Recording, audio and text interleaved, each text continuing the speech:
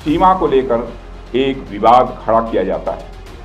भारत ने कई बार बातचीत के रास्ते इसका समाधान करने का प्रयास किया है, मगर पाकिस्तान की नीयत में खोट है। केंद्रीय रक्षा मंत्री राजनाथ सिंह ने बताया है कि सरकीर्क इलाके में पाकिस्तान मिलिट्री इंफ्रास्ट्रक्चर बढ़ा रहा है। इसे लेकर उन्होंने पाकिस्तान को चेतावनी भी दी है। दरअसल राजनाथ सिंह दशहरा के मौके पर गुजरात दौरे पर हैं। उन्होंने कच्छ जिले के भुज में गुरुवार को एक मिलिट्री बेस पर शस्त्र पूजा से पहले सैनिकों को संबोधित किया। इस दौरान राजनाथ सिंह ने सरकीर्क इलाके में सीमा विवाद को लेकर पाकिस्तान को चेतावनी दी। रक्षा मंत्री ने कहा कि जिस तरह से हाल में पाकिस्तान ने सरकीर्क से सटे इलाके में अपना मिलिट्री इंफ्रास्ट्रक्चर बढ़ाया है, वो उसकी नीयत बताता है। साथियों, आज 2 अक्टूबर भी है। आज विजयदशमी के साथ साथ गांधी जयंती भी है। जब मैं मनोबल की बात कर रहा हूं, तो स्वाभाविक रूप से हम सबका ध्यान महात्मा गांधी जी की ओर भी जाता है। वह तो अपने आप में मनोबल के एक ज्वलंत उदाहरण थे। उनके पास दुश्मन से लड़ने के लिए सिवाय मन की शक्ति के अतिरिक्त और कोई भी हथियार नहीं था। इसके बावजूद उन्होंने उस समय की सबसे शक्तिशाली साम्राज्य को घुटनों पर ला दिया था।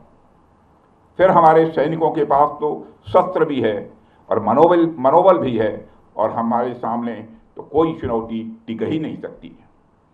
साथियों, ऑपरेशन सिंदूर के दौरान हमारी आर्म्ड फोर्सेस ने यह दिखा दिया कि भारत की संप्रभुता को चुनौती देने वाली ताकतें चाहे जहां कहीं भी छिपी हों, हम उन्हें ढूंढकर उनका खात्मा करने की शक्ति रखते हैं। दुनिया की कोई भी ताकत हो, यदि वह हमारी संप्रभुता को चुनौती देगी तो भारत चुप नहीं रहेगा। श्री रामचरितमानस में एक चौपाई में भगवान श्री राम ने भी कहा है, देव दनुज भूपति भट नाना, संबल अधिक हो बलवाना, जो रण हमहि पचारे कोई, लड़हि सुखेन कालु किन होई। मतलब वो चाहे कोई भी हो, यदि रण में हमें ललकारे तो हम उससे सुखपूर्वक लड़ेंगे, चाहे वह काल ही क्यों न हो। इसी प्रकार आज का भारत कहता है, चाहे आतंकवाद हो या किसी भी तरह की समस्या, हम सबसे निपटने और जीतने की पूरी क्षमता रखते हैं।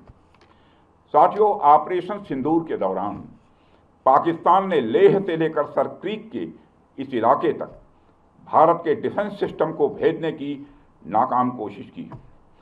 भारत के डिफेंस सिस्टम को उन्होंने भेजने की एक नाकाम कोशिश की, जबकि भारत की सेनाओं ने अपनी जवाबी कार्रवाई में पाकिस्तानी एयर डिफेंस सिस्टम को पूरी तरह से एक्सपोज कर दिया और दुनिया को यह भी संदेश दे दिया कि भारत की सेनाएं जब चाहें, जहां चाहें और जैसे भी चाहें पाकिस्तान को भारी नुकसान पहुंचा सकती हैं।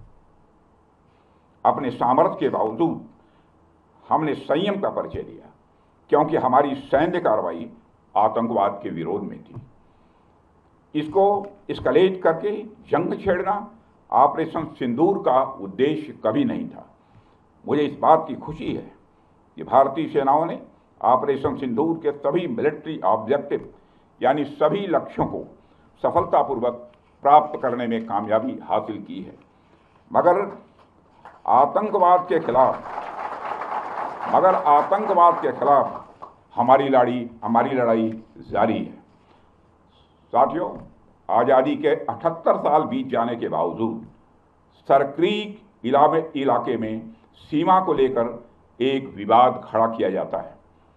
भारत ने कई बार बातचीत के रास्ते इसका समाधान करने का प्रयास किया है, मगर पाकिस्तान की नीयत में खोट है। उसकी नीयत साफ नहीं है। जिस तरह से हाल में पाकिस्तान की फौज ने सरक्रीक के सटे इलाकों में अपना मिलिट्री इंफ्रास्ट्रक्चर बढ़ाया है, वह उसकी नीयत बताता है। साथियों, भारत की सीमाओं की रक्षा भारतीय सेनाएं और बॉर्डर सिक्योरिटी फोर्स मिलकर मुस्तैदी से कर रही हैं। अगर सरक्रीक इलाके में पाकिस्तान की ओर से कोई भी हिमाकत की गई तो उसे ऐसा करारा जवाब मिलेगा कि इतिहास और भूगोल दोनों बदल जाएंगे मेरे साथियों, और 1965 की जंग में भारत की सेना ने लाहौर तक पहुंचने का सामर्थ्य भी दिखाया। आज 2025 में पाकिस्तान को याद रखना चाहिए कि कराची का एक रास्ता क्रीक से ही होकर गुजरता है। साथियों, आज जब हम यहाँ शस्त्र पूजा कर रहे हैं तो हमें माँ दुर्गा के उस स्वरूप को भी स्मरण करना चाहिए जब सभी देवताओं की शक्तियों का सम्मिलन हुआ और वह दिव्य शक्ति के रूप में प्रकट हुई। माँ दुर्गा इस बात की प्रतीक है कि जब विभिन्न शक्तियाँ एकजुट होती हैं तभी असुरों का संहार संभव हो पाता है। बता दें कि सरकीर्क भारत और पाकिस्तान के बीच 96 किलोमीटर लंबी एक ज्वारीय खाड़ी यानी जल की पट्टी है। ये कच्छ की खाड़ी से अरब सागर में जाकर मिलता है। ये इलाका पाकिस्तान के सिंध प्रांत और भारत के गुजरात राज्य के बीच दलदली इलाके में स्थित है। इलाके में पानी और दलदल की वजह से बॉर्डर तय करना मुश्किल है। भारत पाकिस्तान के बीच इस पट्टी को लेकर विवाद चलता आ रहा है। इसी वजह से समुद्री सीमा भी प्रभावित होती है, क्योंकि सरकीर्क से निकलने वाली रेखा अरब सागर में जाकर तय करती है कि किसे कितना विशेष आर्थिक क्षेत्र और तेल गैस संसाधन मिलेंगे।